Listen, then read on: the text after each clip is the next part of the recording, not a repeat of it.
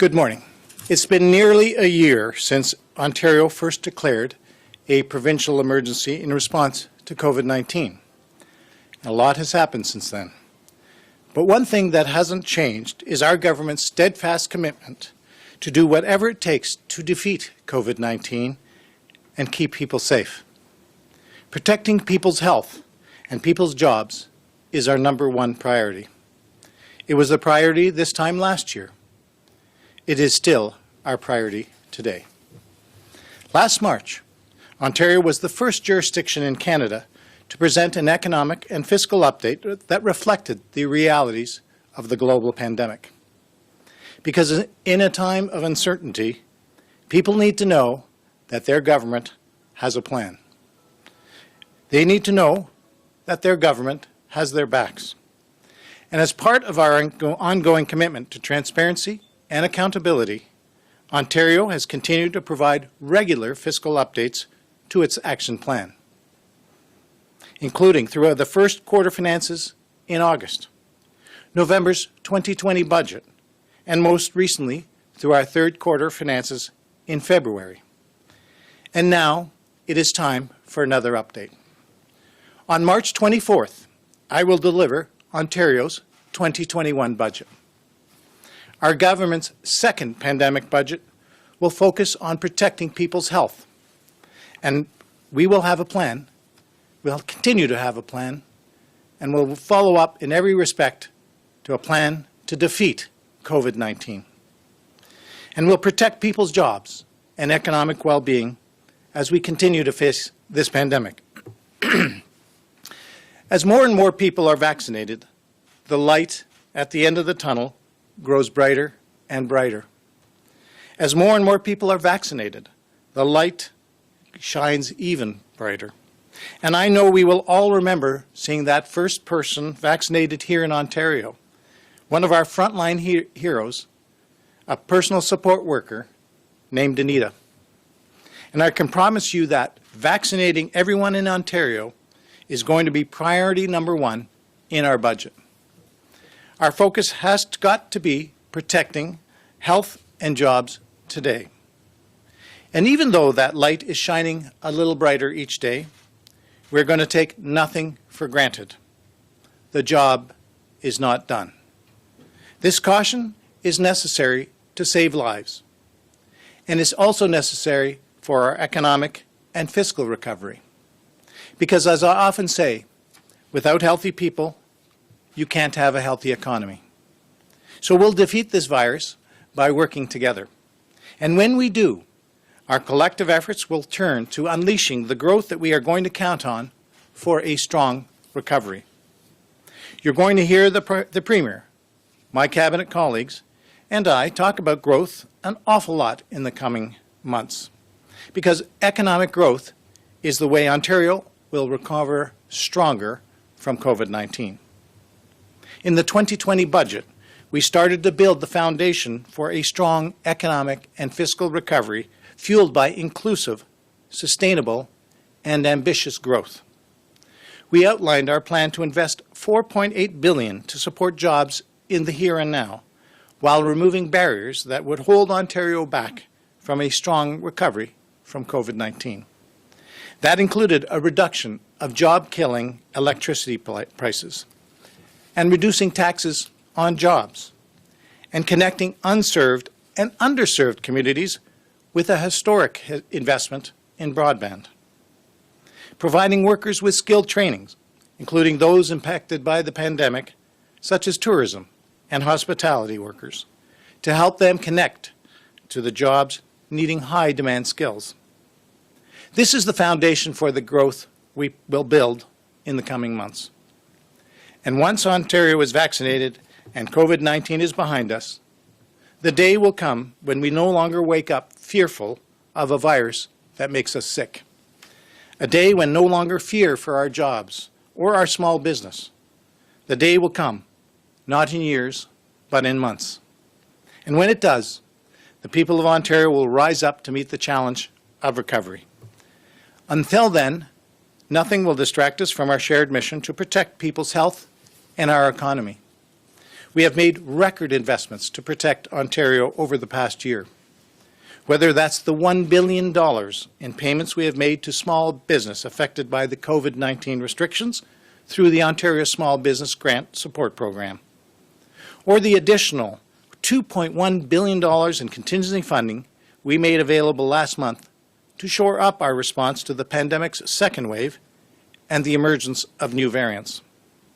We have also invested an additional $869 million in the hospital sector to address the surge in COVID-19 cases, including to support testing, bringing the total increase in funding to hospitals as of the Q3 finances to $3.4 billion. And we also provided $398 million in additional support to protect long-term care residents respond to the impact of COVID-19, bringing total resources to protect our vulnerable loved ones in long-term care to well over $1 billion. Of course, these protections come at a cost to the public finances. Our third quarter finances show that the government is projected to spend $25 billion more in 2020-21 than we did in the previous year. Our government knows that this level of spending is not sustainable in the long term, but I'm convinced it's absolutely essential right now. Some will claim that balancing the budget will require cuts to public services or higher taxes down the road. But we will choose another path. We will build on the foundation for growth set through the 2020 budget and create new conditions for growth. We will make it easier for Ontarians' businesses to expand and to create jobs. And we will attract investment to our province through a world-class pool of talent, skills, and research. We will engage constructively with the federal government, regardless of political stripe, to ensure they are upholding their end of the federal-provincial relationship, particularly the Canada Health Transfer. And we will make government more modern so that services are delivered to people when and how they need it. Because government should work for the people. And making a citizen-centered government has been one of my great passions since being elected. So growth, a strong federal partnership, and modern government will pave the way for both our economic and our fiscal recovery. But first, we must defeat this virus. Because without healthy people, there is no healthy economy. I want to note that COVID-19 has not hurt all of us in our communities equally. The impact has been disproportionately felt by Indigenous and racialized people, women, lower-income communities, and small business owners. We recognize this fact. Our protection and support will continue to recognize this. And when the time comes for recovery, we will work to ensure that no one is left behind. I want to conclude with a word of thanks to the people of Ontario. You have made incredible sacrifices to keep each other safe through this long, difficult period. And we are not out of the woods yet.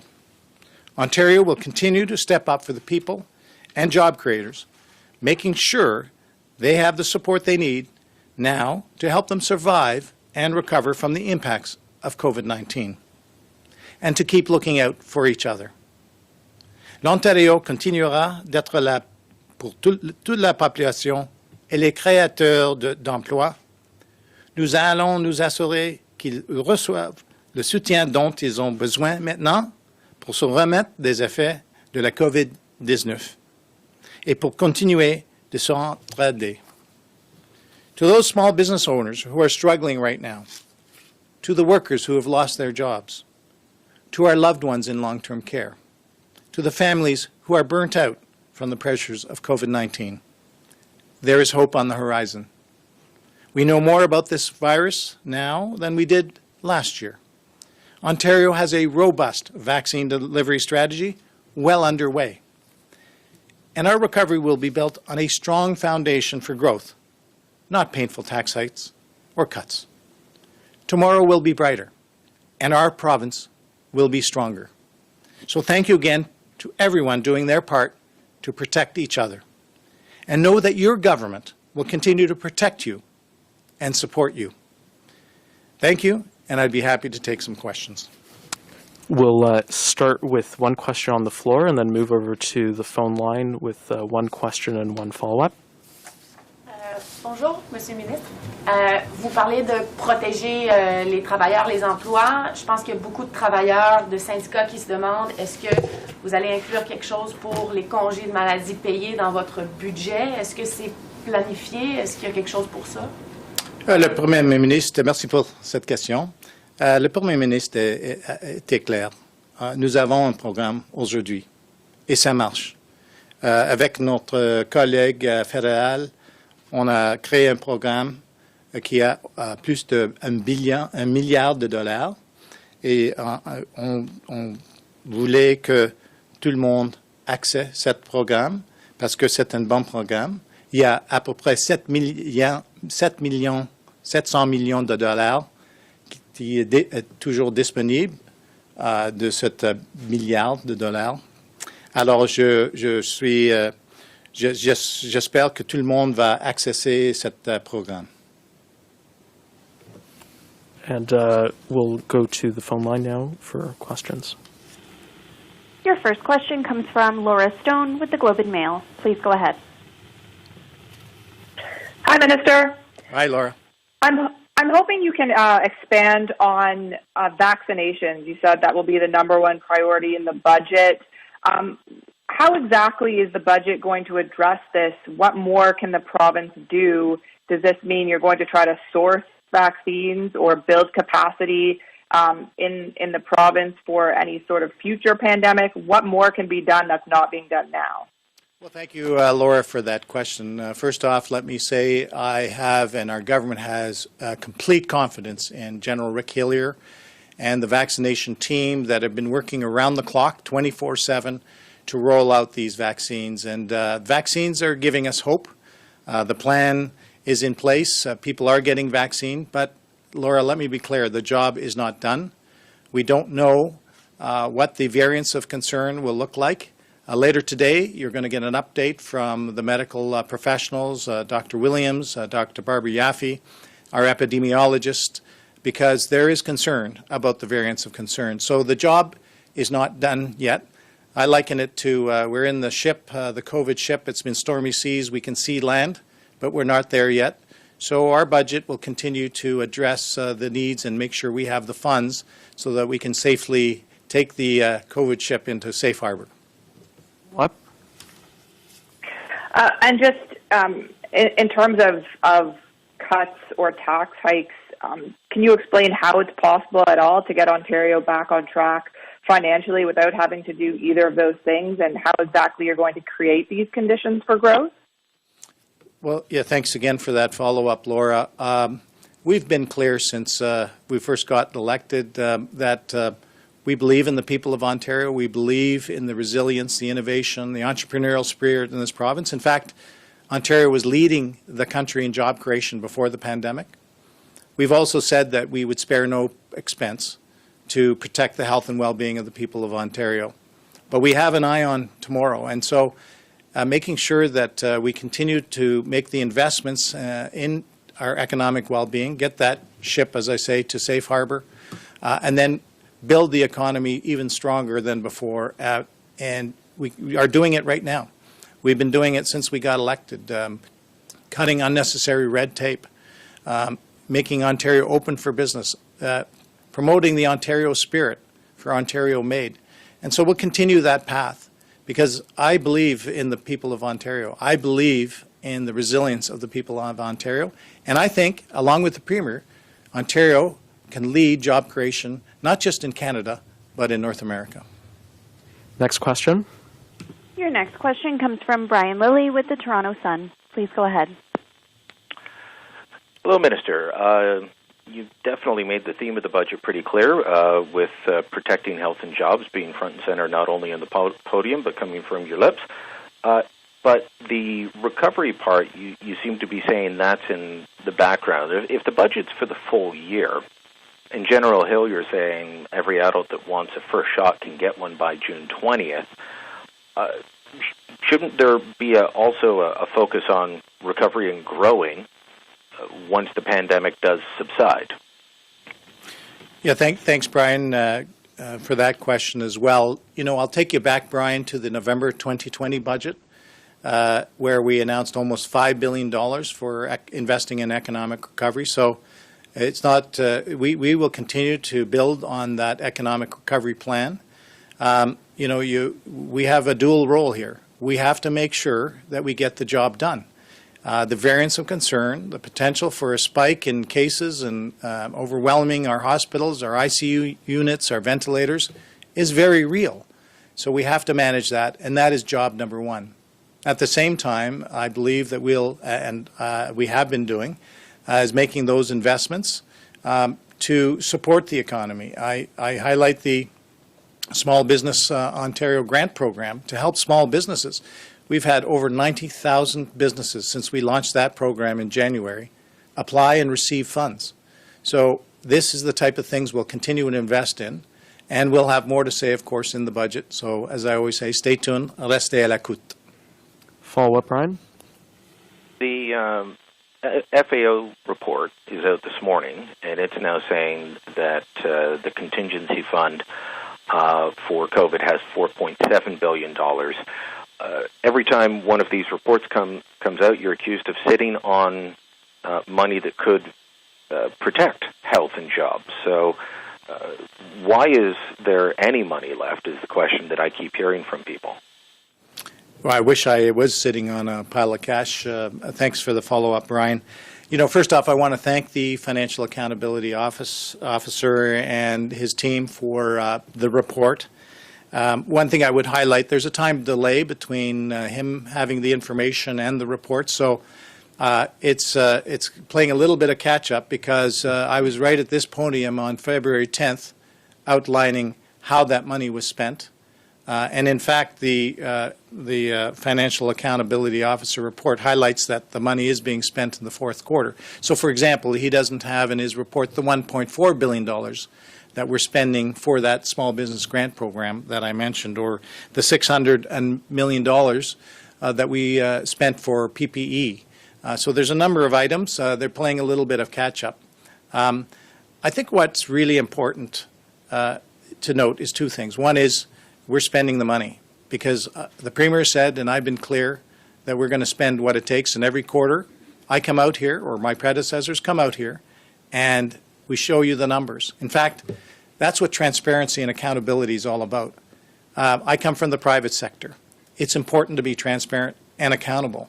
So I would just highlight the previous government. 8 times out of the previous 14 quarters before, they did not come out and face the people of Ontario. Our government has come out every quarter. I think it's incredibly important that people see the numbers, like you, challenge the numbers, and that we're held accountable to those numbers.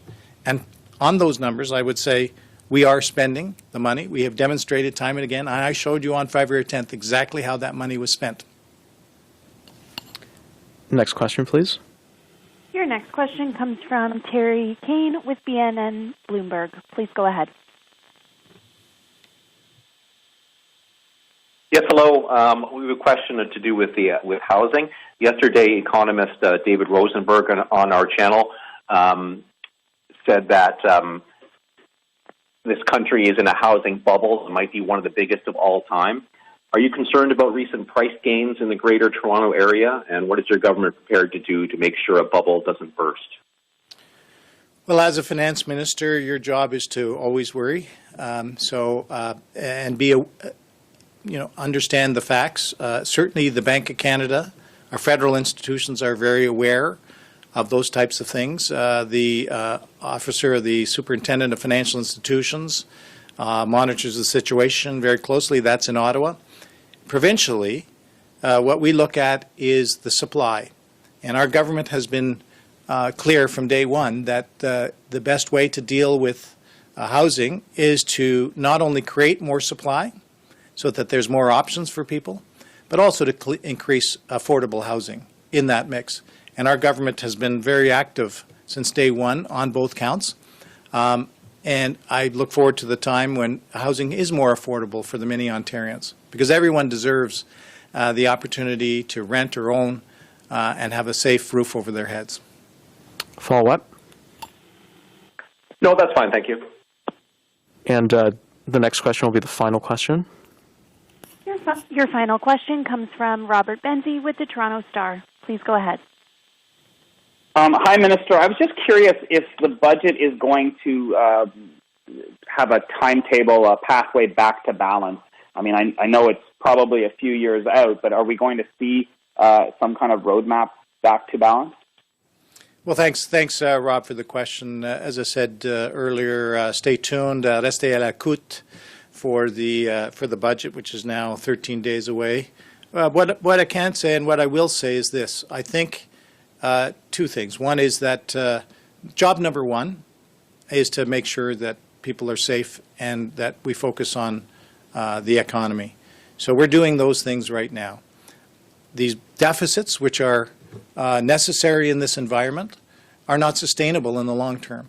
So I do believe it's important to give people clarity on the sustainability of the finances over the long term, and to give some sense of where the vision of this government, and be accountable to the people of Ontario, how we're going to deal with the unprecedented amount of spending. But we'll address that more clearly, obviously, in the coming days and months and years, because the job is not done yet, Rob.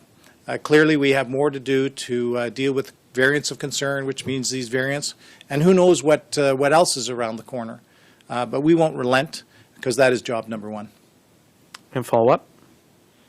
Now, we know you have a revenue problem, which is why you have these record deficits. Is it time to think about raising some taxes, raising some levies, just so you get more revenue? Because, as you say, it's not sustainable to have $38.5 billion deficits, and nor is it probably acceptable to Ontarians to cut program spending. We've seen the importance of health funding and other programs through this pandemic. So is it time to look at revenue tools, taxes, things like that? What I want to be very clear on is that I'm prepared to make the investments in the health and well-being of the people of Ontario, because, as I said, you can't have a healthy economy without healthy people. So investing in our healthcare system, in long-term care, which was neglected for decades, investing in mental health and addiction, those sort of investments are absolutely critical to having a robust economy. The two go together, and it's the right thing to do. Historically, this government and our party has not been the ones to raise taxes. In fact, Rob, as you know, we've been reducing taxes, whether it's the small business tax rate. We've been reducing the employer health tax by increasing the exemption for payroll up to $1 million. We've provided relief to municipalities through the business, education, property tax. I think what I'm saying very clearly is we're going to invest in the people of Ontario. I think we have the opportunity for very robust economic growth and recovery, and I think that is the way forward, not looking at putting more burden on the people of Ontario. Thank you. So with that, thank you very much. As I said last time, test negative and stay positive. Be well, everyone.